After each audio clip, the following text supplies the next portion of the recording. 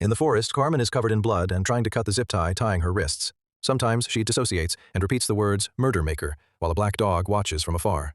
When the zip tie finally breaks, she hears snarling and runs away. In a farm nearby, Maggie and her son Arlo capture a wasp in a teacup, and Maggie says they now have a tempest in a cup. In the kitchen, Maggie's mother-in-law Ellen hears the radio make a weird, piercing noise for a second before the music comes back to normal. Then Maggie takes the teacup outside, where her husband James mentions that the goats have been spooked by something. He also says they should talk about what's going on between them, but Maggie says she isn't ready.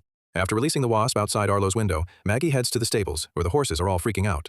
Meanwhile, Arlo sees a goat escaping into the woods and goes after it, while Carmen watches him from behind the trees. In the evening, Maggie goes looking for Arlo and can't find him. Nobody has seen him, but they assume he's hiding, which he does often. At that moment, their neighbor Reuben and his family show up with their horse, who has been freaking out too and hurt his head in the process. Since Maggie is a vet, she agrees to take the horse to her clinic with Reuben while the others stay to look for Arlo. Ellen hears the screeching noise in the radio again, and Reuben's son Nicholas mentions he also heard it earlier.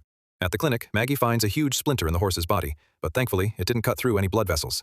In the forest, Arlo is still following the goat, when suddenly Carmen appears behind him, mumbling weird words in English and Spanish.